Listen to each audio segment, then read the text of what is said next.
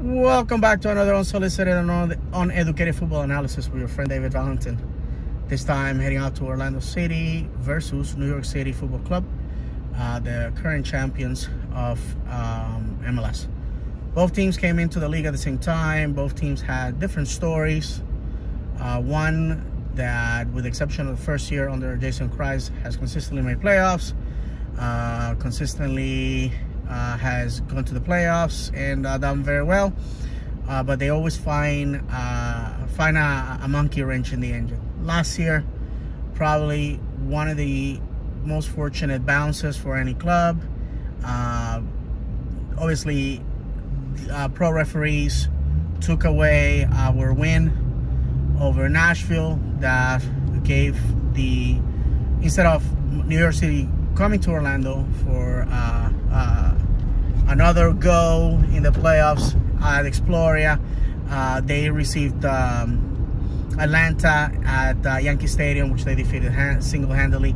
And then they also had the situation where in the Eastern Conference Championship, the Philadelphia Union had 6 starters go out with COVID, and that just all but handed New York City the opportunity to go into MLS Cup against Portland. Probably in my opinion, one of the weakest teams in the West, and all but just handed them the trophy.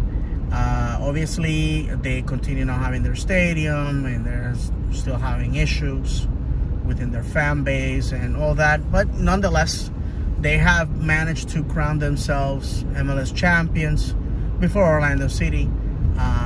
We have to mention also that they came into the league as part of the City Group umbrella of teams they own worldwide. Right now, they are on a free fall. They have gotten rid of a lot of the players that got them that championship. Also, the managers is a different one. So Orlando City has to win at this point. There's only 18 points left on the table. We got 33 points. Just so you have an idea, you know, that's not a lot to stay in the playoffs. Teams that are below the red are in the 33, 32 point range.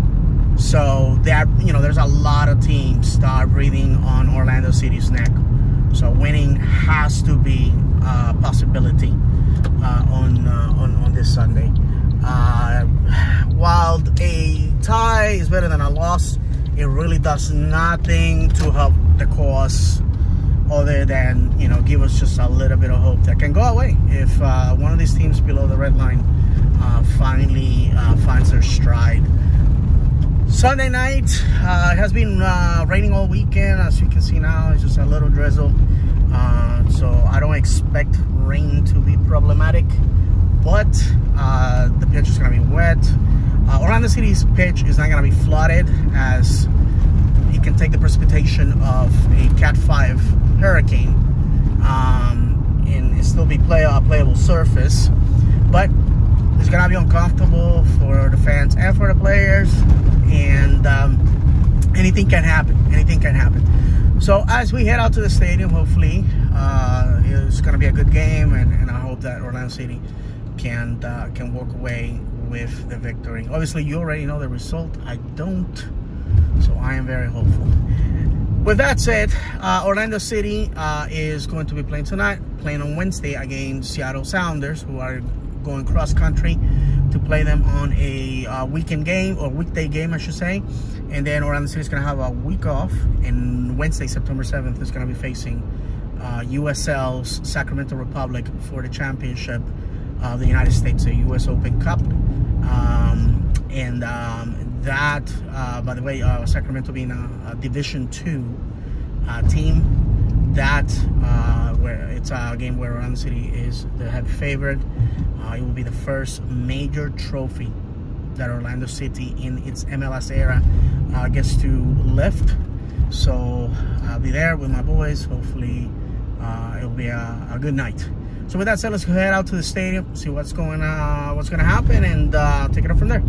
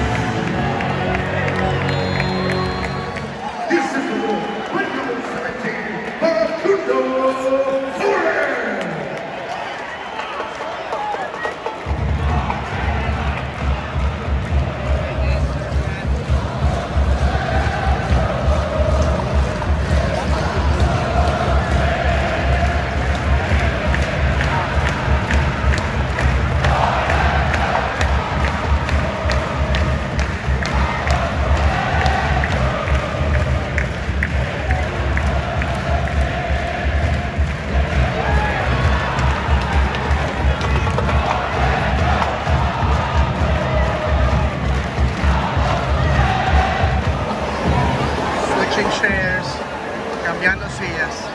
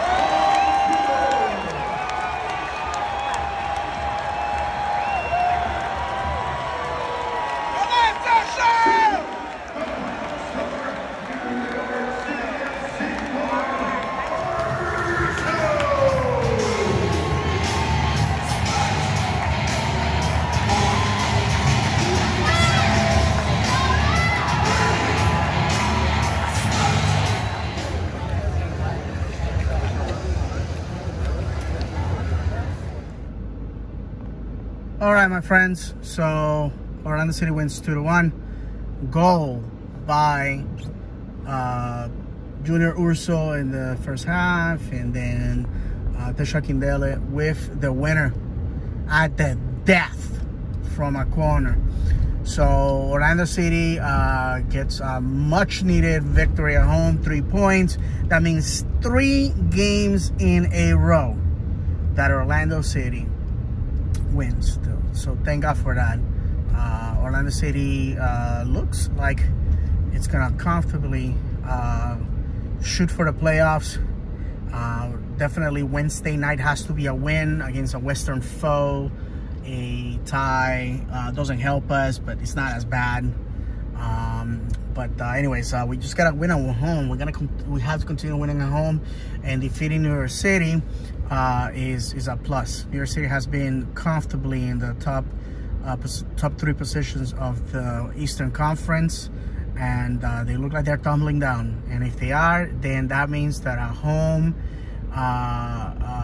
spot, hosting a home hosting spot on the table may be opening soon if they continue this bad streak. We'll be seeing them at Red Bull Arena in October. The game that is gonna be on the next to last week of the season, we'll see what happens then and how we play them. The good thing is we're not going to be playing them in the abomination of Yankee Stadium, so Orlando City will be able to, establish their game.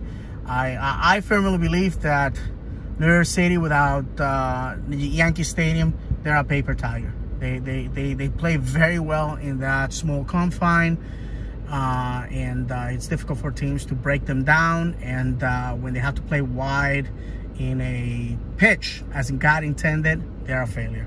So that's it, my friends. Wednesday, it's gonna be a tight one for me. It's a work day. I plan to be here. So that's the drill. That's the drill. For the 7th, definitely not gonna be here. I already put my calendar so I can be here in town and no surprises. So thank you for watching. Again, I would like to remind everybody I can be found on Twitter at Florida_man76, and also I can be found on Loud and Proud Orlando Monday nights 8:30 p.m. live on YouTube with my friends Luis Pineda and Paola Medina. So come and chat with us. And if you can't be there with us live, Loud and Proud Orlando, subscribe to the channel. And here, the legendary David, give me a thumbs up, give me a subscription. Doesn't cost you anything. Helps me a lot to continue producing content about Orlando City. So thank you very much. May God bless you, and vamos Orlando.